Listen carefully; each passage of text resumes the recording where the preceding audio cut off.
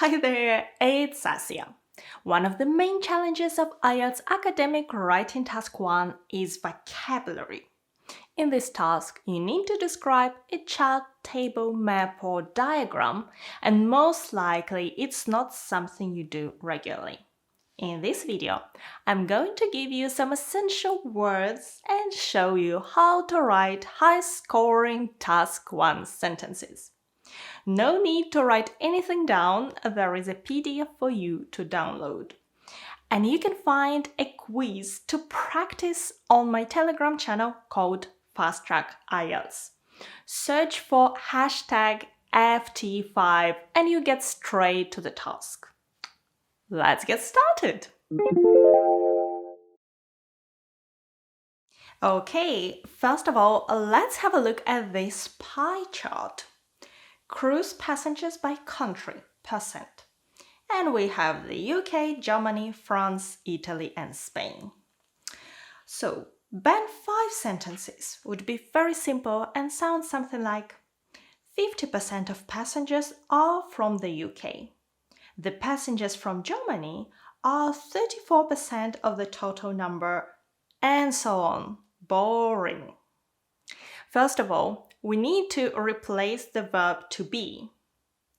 You should say to represent, to account for, to make up. Britons represent 50% of all passengers. The Germans account for 34% of the total number.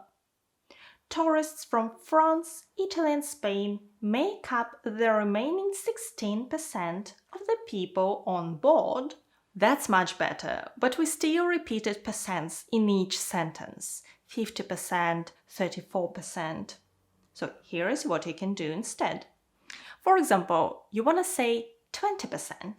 You could say 1/5, or every 5th passenger, or 1 passenger out of 5.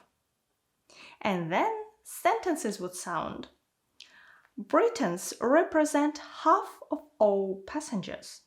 The Germans account for 1/3 of the total number. Or every 3rd passenger on the cruise is German. These sentences sound much more varied in terms of their vocabulary. They are not the same. In task 1, you often need to talk about nationalities. So here are some ways to do that. For example, people from the UK, the British people, or just the British, or Britons. People from France, the French people, or the French. Don't forget the article, the French. People from the USA, the American people, the American, or Americans. What do you need to write a band 9 sentence? Well, that's where you have to think what lies behind these numbers. What's the pattern? What's the trend? For example, we could say the UK is the largest cruise market. That's the trend. With Britons representing over half of all passengers. And that's my support. I prove my claim with some numbers. Now let's talk about the first sentence in your report. Every task 1 question starts with the words the chart, maps, diagram, shows or show. The verb is always the same. And the easiest way to begin your report is to paraphrase this task sentence. The key is that your sentence is not too similar to the task sentence. So let me give you 4 verbs you can use instead and 2 sentence structures to vary your answer. Okay, the first verb is to illustrate. The maps illustrate the development of Greenfield Town over a 60-year period. If this sentence sounds too similar to the question, you could say, The maps illustrate how Greenfield Town has been transformed from 1960 up to the present day. And has been transformed is the present perfect passive. Someone has transformed the city, or the city has been transformed. Okay, here is another example of how to make two different sentences.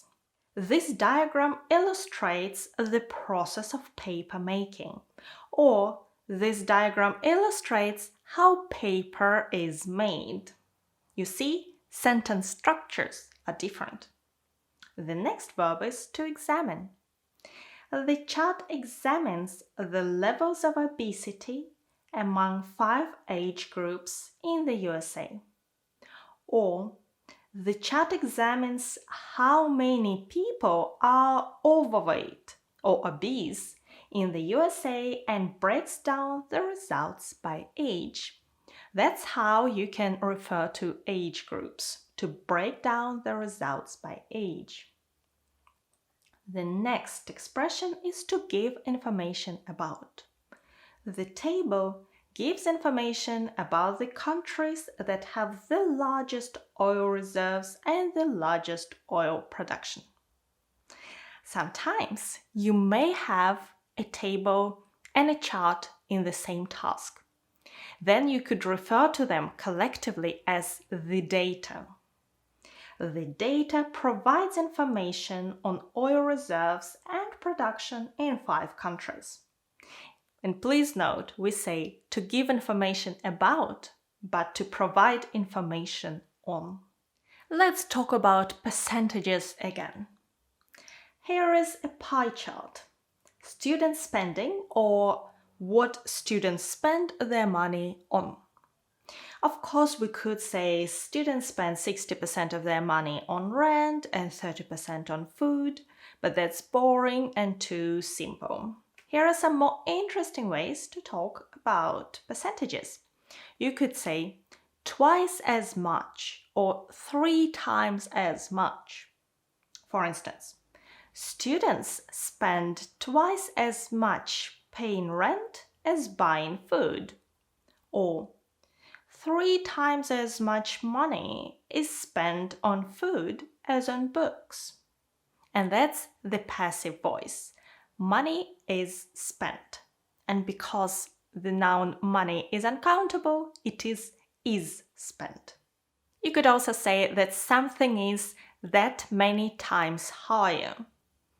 Student expenditure on food is 3 times higher than that on books.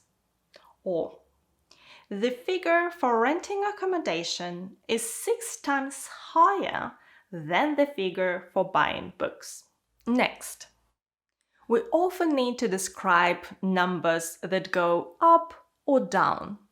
Let me give you some proper vocabulary for that. Have a look at this line graph. At first, it goes up very gradually, just a little bit. Then, more noticeably, and finally, it just jumps up. So here is how we can describe each stage.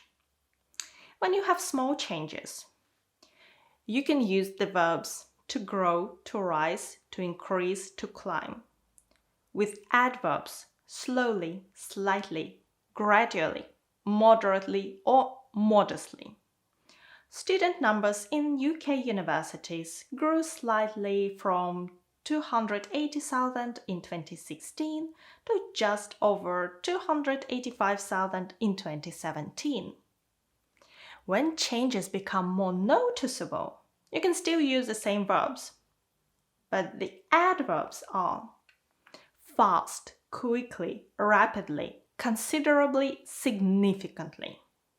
The number of international students increased considerably by almost 20% compared with the previous year. Okay, and finally, they just jump up. If you have big and sudden changes, you can't use all the words here. So you could say to grow, to rise, to increase, dramatically or drastically. It's not something that happens often, so that's more than enough for you. You could also say to jump. It's not very formal, but it's okay, it's acceptable. But you cannot use these adverbs with it. You just say to jump and that's it. The proportion of Chinese students rose sharply from 20% in 2016 to 30% in 2017. Or student numbers increased dramatically or jumped in 2008.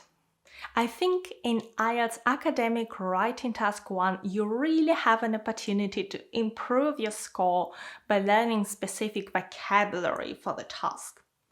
Even if you can speak English quite well, you may simply not know words you need to describe charts or maps.